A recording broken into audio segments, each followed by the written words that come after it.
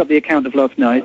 I was actually going to write tonight. I was going to write about just the kind of strange, surreal, and farcical nature of people arriving in ultimate privacy, keeping the windows tinted, keeping the shades down. What on earth do they think they're going on? What is in their minds? It's so pathetic that they're having this meeting. It's kind of pathetic. As much as, you have different feelings about it. You might be angry. You might be insulted that they're having this meeting in private. I kind of find it a little bit tragic.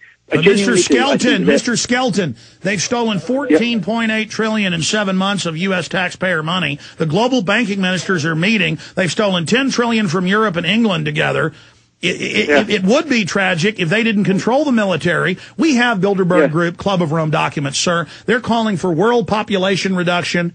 They're calling for world taxes to enslave us, and to, quote, streamline our lifestyles, lower our standard of living. Yeah. They want one-child policy. They're meeting, they're mobsters. So, of course, but they're mobsters that the state and the government work for and protect. I mean, you got 150 world leaders, kings, queens, banker heads, government ministers, meeting in secret, violating the Logan Act, the U.S. ministers, and then the London Guardian.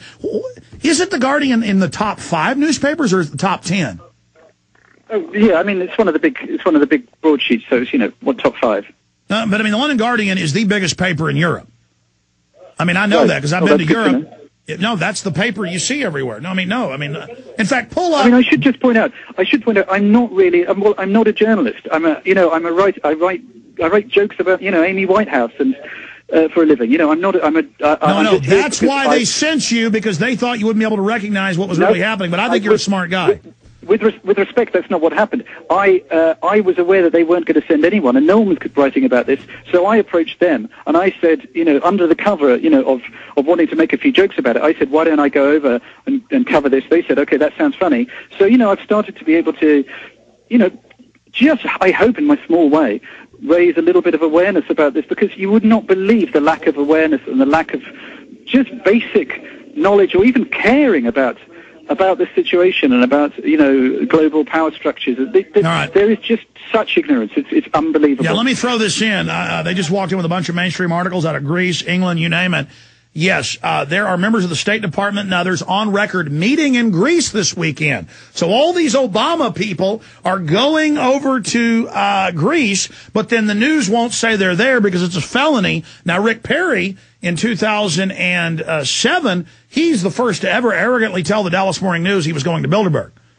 And he went to Istanbul, Turkey. Now, the article yesterday that you were in kind of said you were going to Bilderberg to see if it existed. Let me ask you now, does it exist? Oh, yeah. Yeah.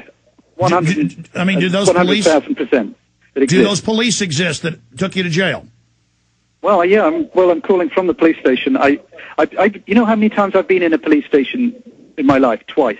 Both days here at Bilderberg. Now, I've never been arrested. I've never had a crossword with a policeman, and now suddenly this. Yeah, but that's what Winston Smith's upstairs neighbor, when he brings him into the cell and he goes, "They got you too?" And he's like, "I don't know why I'm here. I must have done something. I'm sure I deserve it. My son turned me in. I'm so proud of him." I mean, do you understand that's the level we've reached? I hope I'm not coming across as that. I hope I'm not saying I've done something wrong here. I'm really not. Evil. What I am saying though is that forgive me if I'm you've been doing this for years. This is my first Bilderberg. I know I'm a bit naive. I know that. I appreciate that. And it's been a real eye-opener for me, and it's just been an extraordinary experience, and it's made me more aware of the seriousness of the situation, because there are people here taking this thing very seriously. So I think everyone should. Are they going to let you go? Well, do you know what? I don't know. They're just sitting about. It's strange. I'm just sort of here. I don't really know what's. Well, Obama says he supports indefinite detention like Bush. So maybe this is the last time we'll ever talk to you. Maybe that's just Well, I hope not. Where'd Mr. Skelton go? Where did Charlie go? He disappeared. It's part of freedom. Well, give my love to Mum and Dad. Yeah, well, hey, in fact, this may be the last time. You want to say bye to your family, maybe? I'm not going to do anything so chilling. But, I mean, this is freedom. I mean, and this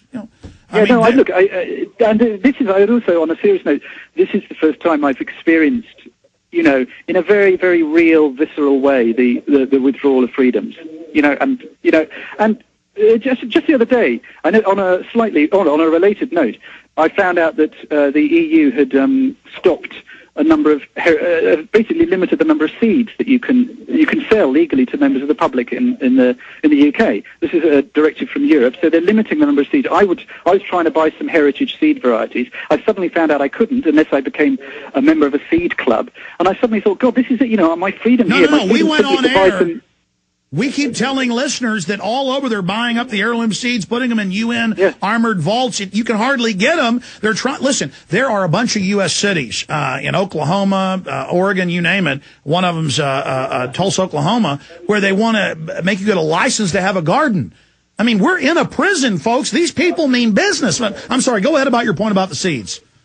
Well, no, it's just I think that was one of the first occasions where I suddenly felt the hand of the EU limiting me as a citizen wanting to do a perfectly innocent, in fact, good thing. And I was thinking, this is ridiculous. This is it's an absurd situation. What type of seeds were they? Maybe they could be used as weapons. Al-Qaeda. We have SWAT teams here raiding aloe vera plantations because it's evil. It helps for burns. Maybe they're protecting me from these terrible seeds. Maybe. I don't know. But anyway, we're laughing, but it's actually, when it comes down to things like DNA, genetics, and seeds, and ownership of water, these are massive, fundamental for 36 pillars of human life. For 36 years, they've taken in the UK, Australia, the US, Canada, New Zealand, your blood at birth. I had the secret documents on this 14 years ago. Now it's mainstream news. They go, yeah, we take your blood illegally. If you don't like it, we got weapons. Now, sir, I'm trying to understand here. We really appreciate you joining us, a London Guardian reporter from the police station there where you're being held.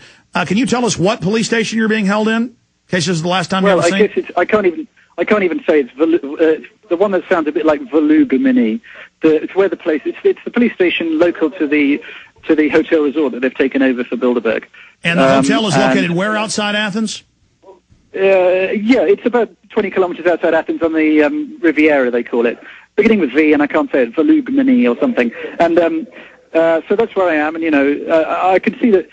I just sat at the side of the road for a couple of hours just watching actually I can see where I was sitting from here, watching the delegates come round the roundabout and zoom in with their police escorts. Sir, I want to continue to talk to you. We got to take this break. Back in 3 minutes. Can you stay with us? Okay. Charlie Skelton. Okay. But I want to find out, because this may be a reason to arrest you, I want to find out what seeds. Were they carrot? Were they tomato? Were they potato? Because you may get put on a terror list, sir. This guy's hardcore, folks. He's trying to buy seeds. We'll be right back. I'm not joking when I get up on air and I say that what you're seeing in Europe, England, the United States, Canada, is tyranny. We're one step away from him just disappearing. When I was in Canada, they said, you're here to ship drugs in, aren't you? And I was like, no. And they said, listen, we find one porno picture on those computers, you're going to get years and years in prison. And I said, these are our office computers? And I said, what, like illegal porn? He goes, no, anything. Topless girl, you're going to prison. So they spent hours and hours searching them. Thank God none of the office computers, because who hadn't clicked on something by accident or on purpose or whatever? Porn's everywhere on the web. None of it on our computers. And they were cussing at me, screaming at me. It sounds like the Greeks aren't that mean. They didn't shove on him and grab him, he said. But that's where this is going. I mean, I was there being told how I was going to be going to a Toronto prison. Going back to our guest, London Guardian reporter. He's filed 2 stories now, one about his arrest yesterday and one about how he was going and, breaking it down. And we go back now to Charlie Skelton. Charlie, you're in the police department right now. Are you miles away from the meeting spot of Bilderberg? Hello? Yes, sir. Sorry, I couldn't hear you. There was loud Greek voices. Sorry. So you're just stuck in the police department, and that's the end of it? Yeah, no, well, I've got a feeling I'm about to be waved off, what with me, A, being no threat whatsoever, and B, no one seems to know what's going on. What type of questions? Well, because they're so compartmentalized. I'm sorry, go ahead. I was going to pass you over to one of the policemen, if you'd like. Oh, I'd like to talk to him. What's his name? Yeah, okay, it's a lady. It's the one I described as...